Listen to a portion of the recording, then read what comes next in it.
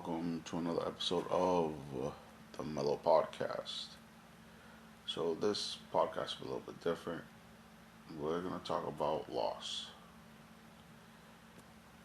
Um, so, about, let's say now,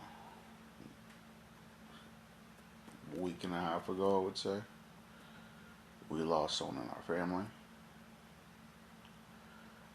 She was definitely the matriarch of the family, I would say. With my mother-in-law, my wife's mother. Um, I really haven't spoken how I feel about it. I've done my fair share of crying though, and yeah, it sucked. Yeah, she was living with us for a while. She had cancer for about 8 months, but about 2 weeks ago, she chose to stop all treatments. So we brought her home from the hospital, and it just quickly started deteriorating from that Monday we brought her to the hospital. And you just see every day kept getting slower, and like everything just started going a little faster and faster, basically. And then the nurse told us, I believe it was Friday, if I'm correct, she had 24 to 48 hours. So we're like, alright, hopefully it lasts longer, but we're not sure. Um, so then comes Saturday, family comes throughout the week, just in case to say their goodbyes while she's still coherent.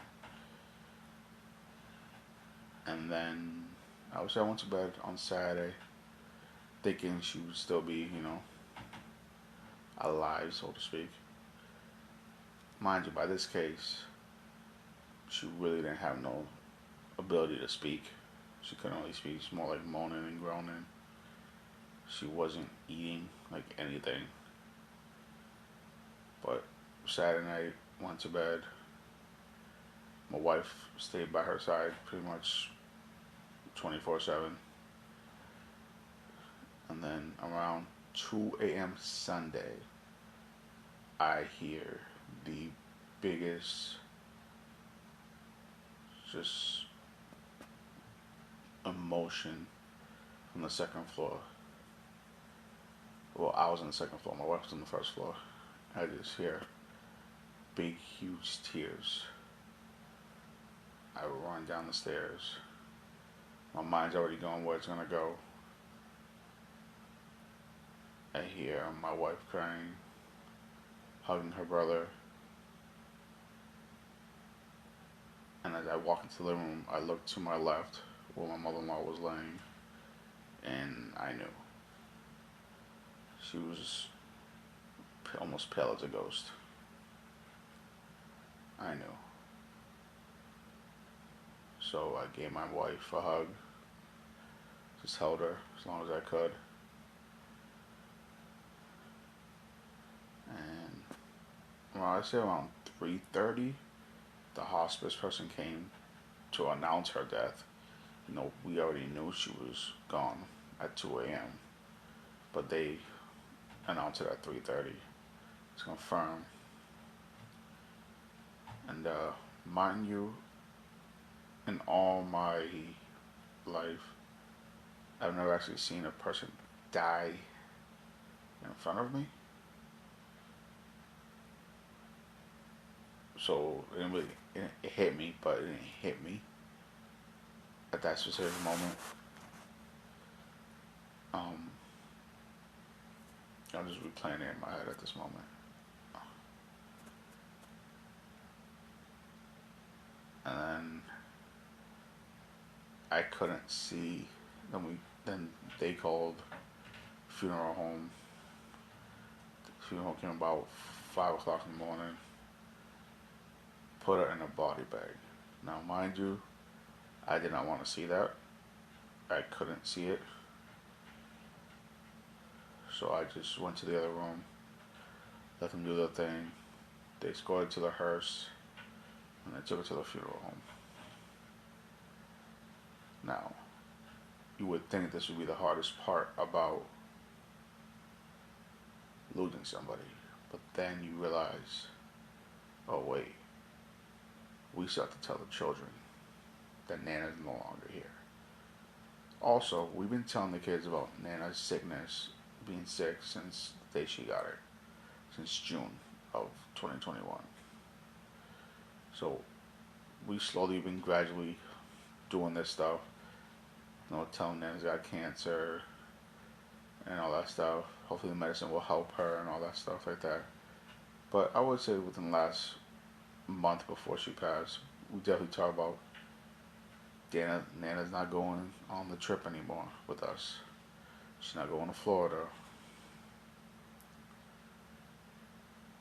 We don't know how long Nana has. And then having the kids kind of almost watch their Nana slowly disappear, I guess, in front of them throughout that week was. I was thinking about it. I thought it was hard. But then when my daughter was the first one out, I asked my wife, "Do you want me to tell her?" She said no. I'm like, cool, I won't tell her. But then my daughter's a smart girl. She's smart. She came downstairs, her normal morning to her. She came downstairs, playing on her Switch, go on the couch, saw more family members were here in the morning. And then she asked me, while looking down on her Switch, "Dad, where's Nana?" I'm not gonna lie, I lost it. I told her Nana's gone. Nana died. And she looked at me like, "What?" I said, "You're joking." I'm like, "Baby, I'm not joking. I'm not joking at all." I just kept crying and crying. And the emotion on her face was that she wanted to cry, but it seemed like she didn't believe it.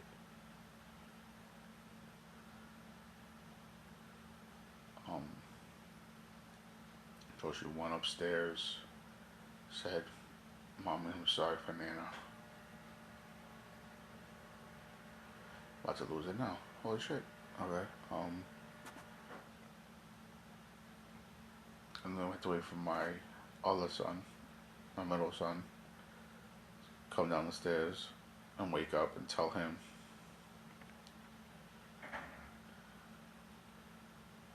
And I put this way, these two kids were stronger than the adults. These two little kids were stronger. These 10 and 9-year-old children were stronger than any adult that was in the room. They still express their emotions of they're sad Nana's gone, they're sad she's not here, we miss Nana, we miss Nana. But in a way, I feel my daughter definitely holds her emotions in, like me. Like she don't want nobody to know how she feels and all that stuff, unless she really feels hurt or sad about something. And I could tell on her face she wanted to cry, but she didn't. And you know how, if you've lost somebody, you know how things work.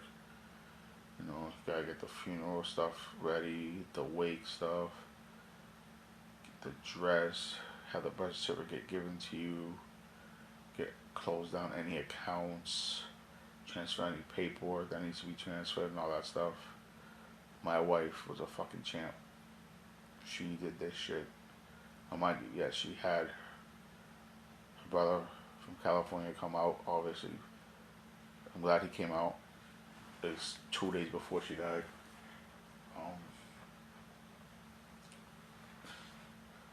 But for the most part, I would say 99% of everything that was done. Also with the help of her brothers for certain things, was my wife. She held it down. She fucking held it down. And I literally couldn't be more proud of her. She is the strongest person I know. Like, and I know this is still gonna hit her 4 years, 20 years down the line. Every time an anniversary hits, or anytime something happens, she's gonna think of her mother. But she took care of that final week. She didn't leave her mother's side, not once.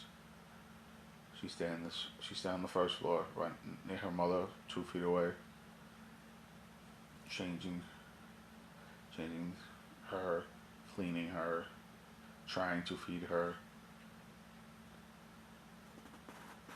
So yeah, so last week was a very long and difficult week, I would say. Um, I'm just trying to process emotion. Like I cried that day, the day she died. Like I tried not to cry in front of anybody, till that one time my daughter. But besides that, I nobody was around. I cried.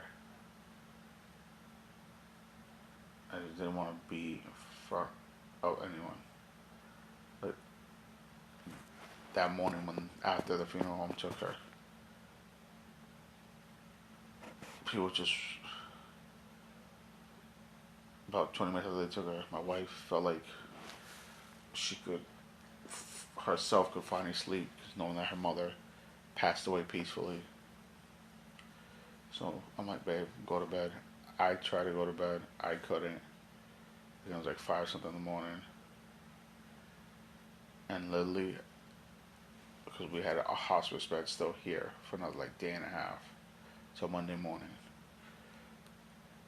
I stood in the middle of my living room and stared at that bed and just cried. Everybody was sleeping. I just stood in that bed and just cried. And then I sat in one of our like living room chairs and just sat there. But she stayed up all day. Didn't go to bed till basically about 11 p.m. Sunday. Um,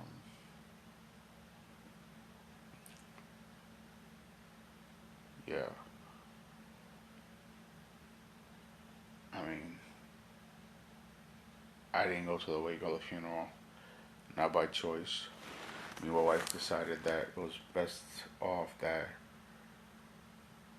I stay, because she didn't want the kids to see their grandmother in a coffin at the wake, just not moving, just like just being there. I did whatever my wife wanted me to do. It was her time to grieve. Um, Same thing with the funeral. Uh, I wasn't there on that either. We also felt again for the kids. It's just they shouldn't have been there. Some people choose to bring the kids to that thing. I don't know. My kids, it's life. I know it's life, but we just chose not to do it. But even till this day, kids say we miss Nana, we miss Nana. My daughter had an episode one day. She just started crying.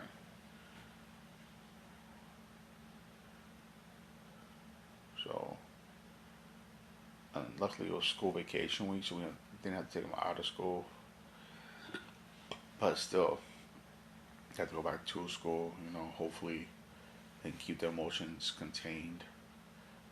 But if they can't, that's fine too. Um, Not gonna lie, I have my moments. I don't cry, but I think about it and I feel like crying. Um,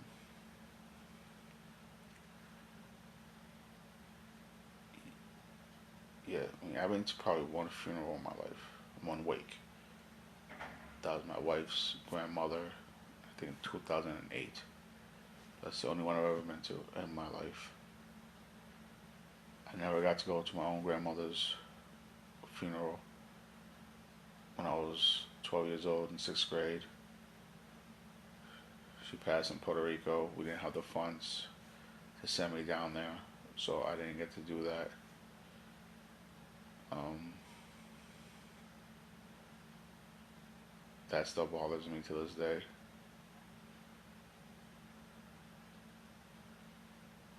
I'm just processing still, and I'll be forever in all reality.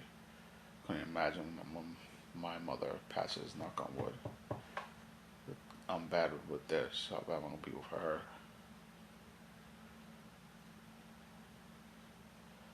But yeah, just drop me in line, Facebook, on my Twitch channel, twitch.tv/Mellowfellow Gaming, on my YouTube channel, Mellowfellow Gaming. Um, yeah. Um, Tell me how you guys feel when you guys lost someone, either friends, family, friend, anything, because it's one of those things that isn't clicking your head until it happens, like how life should be and stuff. Um,